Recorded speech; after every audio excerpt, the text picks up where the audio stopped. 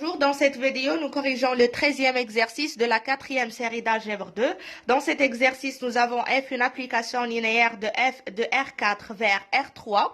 La matrice de f par rapport aux bases canoniques de R4 et R3 est donnée par cette matrice M, 2, moins 1, moins 1, 12, 9, moins 1, moins 5, 1, 2, moins 7, 2, 3. Dans la première question, on essaye de donner une base de f de R4. Mais avant de donner une base de f de R4, il faut savoir la dimension de cette base à quoi égale. C'est-à-dire, cette base contient combien de vecteurs. Normalement, on a l'application c'est de R4 vers R3. Donc, le nombre des vecteurs, c'est inférieur ou égal à 3. Mais pour savoir le nombre exact des vecteurs de f de R4, on doit calculer la dimension de f de R4. Et on calcule sa dimension en utilisant l'égalité suivante. Dimension de f de R4, c'est égal le rang de f qui est égal le rang de la matrice M, c'est-à-dire la matrice de f par rapport aux deux bases canoniques de R4 et R3. Donc, pour savoir la dimension, on doit tout simplement calculer le rang de la matrice M. On applique ce que nous avons vu déjà dans les autres vidéos. On a M appartenant à M3, 4. C'est une matrice qui a 3 lignes et 4 colonnes. Donc, le rang de M est inférieur ou égal à 3. Pourquoi 3? Car le minimum entre 3 et 4, entre le nombre des lignes et des colonnes, c'est égal à 3. Alors, on calcule les déterminants extraits d'ordre 3 de la matrice M. En non nul, pour l'obtenir, on garde la première colonne, la deuxième colonne et la troisième colonne. Donc, on a une matrice d'ordre 3. Pour simplifier les calculs et faire apparaître des zéros, qu'est-ce qu'on fait? On fait 2 fois moins 1 plus 2, ça va nous donner 0. Et ici, 2 fois moins 1 plus 2, donc 0. Alors, le changement qu'il faut effectuer, c'est 2 fois la deuxième ligne plus la première ligne. Et ici, c'est 2 fois la troisième ligne plus la première ligne. Donc, qu'est-ce qu'on obtient? On obtient, ici, on garde tout d'abord la première ligne. Et par la suite, on obtient 0, 30 moins 3, 0, 10 moins 1. Donc, pour calculer ce déterminant, on développe suivant la première colonne. C'est la colonne où on a 2 zéros et un seul élément non nul. Voilà, on fait moins 1 à la puissance de l'élément non nul, de la place de l'élément non nul. On a l'élément non nul, c'est 2. Où se trouve 2? Dans la première ligne, la première colonne. Donc, c'est pour ça qu'on a fait 1. Première ligne plus première colonne. L'élément non nul, c'est 2. Donc, j'ai multiplié par 2. Et après, je multiplie par le déterminant qui me reste lorsque je barre la première ligne et la première colonne. Le déterminant qui me reste, c'est le déterminant suivant, 30 moins 3, 10 moins 1. Donc ici, ça fait 30 fois moins 1, c'est moins 30, moins 30 fois moins 3, c'est-à-dire plus 30, ça va me donner 0. Donc, je dois passer pour calculer le deuxième discriminant d'ordre 3 et j'essaie de voir est-ce que j'arrive à trouver un déterminant discret d'ordre 3 qui est non nul pour dire que le rang de la matrice est égal à 3. Et si on trouve que tous les déterminants sont nuls, donc dans cette situation, le rang de la matrice est inférieur strictement à 3 et il faut qu'on passe pour calculer les déterminants d'ordre inférieur strictement à 3. Pour le deuxième discriminant, le deuxième déterminant, on garde la première colonne, la deuxième colonne, mais la troisième colonne cette fois-ci, pas la quatrième colonne, pas la troisième. Donc, le déterminant, c'est égal. On fait le changement suivant, c'est le même parce qu'on a toujours la première colonne et la deuxième colonne sont les mêmes. Donc, on peut effectuer les mêmes changements. On a 2 fois la deuxième ligne plus la première ligne et 2 fois la troisième ligne plus la première ligne. Alors, on garde la première ligne, c'est 2, 12, moins 7. La deuxième ligne, c'est 0, 30, moins 3. La troisième ligne, c'est 0, 10, moins 1. Donc, le déterminant, pour le calculer, on développe aussi suivant cette première colonne. L'élément non nul, c'est 2. 2 se trouve dans la première ligne, première colonne. Donc, on fait moins 1 à la puissance 1 plus 1.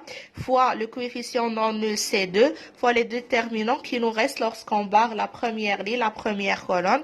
C'est-à-dire fois le déterminant de 30 moins 3, 10 moins 1.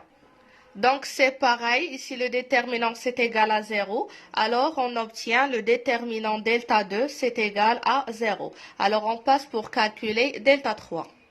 Pour calculer delta 3, on garde la première colonne, la troisième et la quatrième. Donc, on fait ici 2 fois deuxième ligne plus la première ligne, comme on a fait ici et ici. Donc, on obtient pour la première ligne, c'est la même. Pour la deuxième, 0, moins 3, moins 3. Pour la troisième ligne, on fait 2 fois la troisième ligne plus 1. Donc, on obtient 0, moins 1, moins 1. Le déterminant pour l'obtenir, on développe suivant la première colonne. Alors, on fait moins 1 à la puissance 1 plus 1 parce que 2 se trouve dans la première ligne, première colonne, multiplié par 2 fois le déterminant lorsque je barre la première ligne, la première colonne. Donc, le déterminant, c'est moins 3, moins 3, moins 1, moins 1. Alors, c'est moins 3 fois moins 1, donc c'est 3, moins 3 qui fait 0. Donc, delta 3, c'est égal à 0, on passe pour delta 4. Pour calculer delta 4, on garde deuxième colonne, troisième colonne et quatrième colonne. Donc, on fait les changements suivants. On commence par faire apparaître 0 ici à la place de 2. Pour ainsi faire, on peut travailler avec 2 et 1. Donc, on fait la troisième colonne moins 2 fois la deuxième colonne. Donc, on garde la première colonne 12, 9, moins 1. On garde la deuxième colonne moins 5, 1, 2. Et pour la troisième, on fait la troisième moins 2 fois la première, fois la deuxième. Donc, c'est 3. Ici, c'est 0. Ici, c'est moins 1. Après, j'essaye de faire apparaître à la place de moins 1, 0. Pour ainsi faire, il suffit de faire. Pour obtenir le déterminant delta 4, on garde la deuxième colonne, troisième et quatrième. On essaye de faire apparaître 0 ici. Pour ainsi faire, on travaille avec 2 et 1. Pour avoir 0, il suffit de faire 2 moins 2 fois 1. Donc, on doit faire troisième colonne, voilà, c'est 3, moins 2 fois deuxième colonne, voilà, c'est moins 2, c'est 2. Donc, on garde la première colonne, on garde la deuxième colonne et la troisième colonne s'écrit comme suit, c'est 3, 0, moins 1. Maintenant, on essaye de faire apparaître 0 ici. Pour ainsi faire, il suffit de faire ici moins 1 fois 3, ça va nous donner moins 3, plus 3, ça va nous donner 0. Donc, on fait 3 fois la troisième ligne plus la première ligne. Donc, on garde la première ligne, on garde la deuxième ligne, et pour la troisième ligne, ça devient 9, 1, 0. Maintenant, je développe suivant cette colonne où j'ai 2 zéros et un seul élément non nul. Donc, on fait moins 1 à la puissance 1 plus 3. Pourquoi? Parce que l'élément non nul 3 se trouve dans la première ligne, la troisième colonne. Après, je multiplie par cet élément non nul 3 fois le déterminant qui me reste lorsque je barre la première ligne, la troisième colonne. C'est le déterminant de 9, 1, 9, 1. Donc, c'est 9 moins 9, c'est 0. Alors, on a trouvé que les 4 déterminants extraits d'ordre 3 sont nul. Alors, le rang inférieur strictement à 3. Donc, voilà, on passe pour calculer les déterminants extraits d'ordre 2. On commence par ce premier déterminant extrait d'ordre 2, 2, 12, moins 1, 9.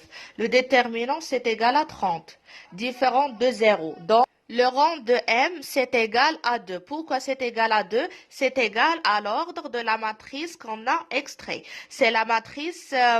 La matrice suivante, son ordre c'est 2, alors le rang de M c'est égal à 2 et par suite la dimension de F de R3 c'est égal à 2 aussi. Alors maintenant on peut dire que la base de F de R3 contient 2 vecteurs. Et ces 2 vecteurs doivent être linéairement indépendants. Et 2 vecteurs sont linéairement indépendants si leur déterminant, c'est le déterminant associé, est différent de 0. Alors, on peut déclarer que les 2 vecteurs qui sont libres et linéairement indépendants sont ces 2 vecteurs dont on a calculé le déterminant extrait. En résumé, on dit comme J1, le déterminant que nous avons calculé, est différent de 0. Les deux premières colonnes de la matrice M sont linéairement indépendantes. Donc, les deux vecteurs V1 et V2 forment une base de f de R4. V1, c'est le vecteur 2, moins 1, moins 1. V2, c'est le vecteur 12, 9, moins 1. Et comme ça, on obtient une base de f de R4.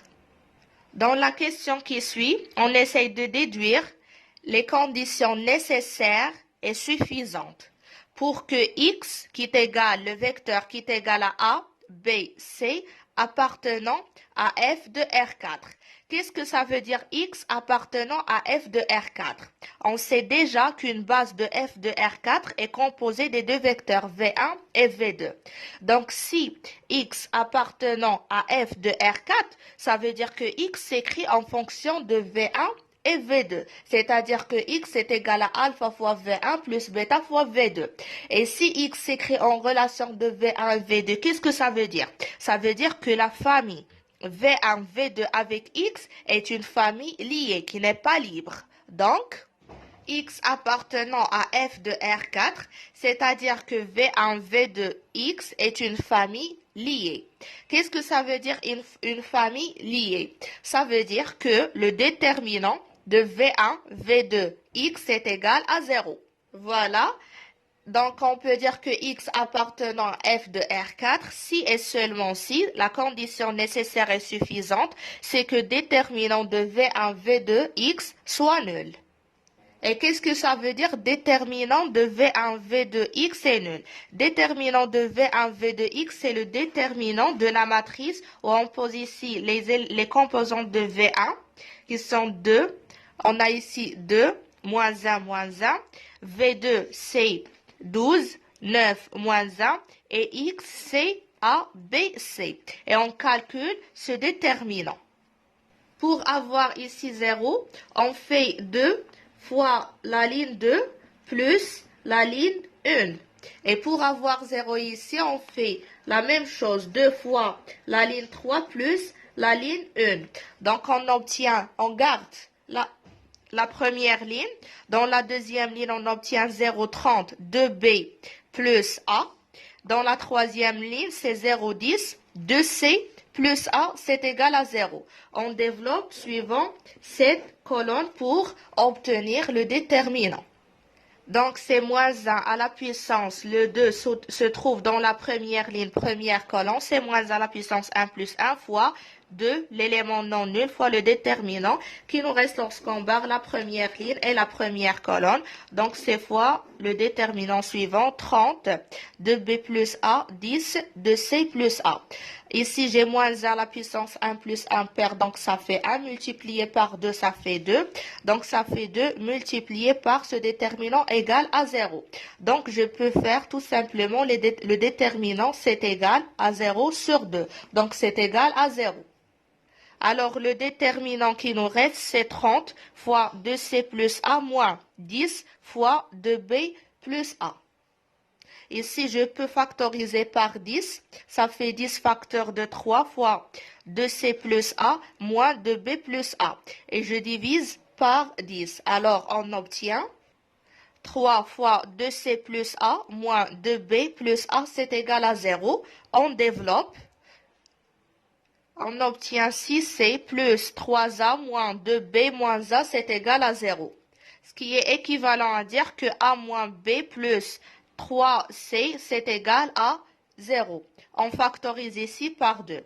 Donc, la condition nécessaire et suffisante pour que x appartient à f de R4, c'est que a moins b plus 3c, c'est égal à 0.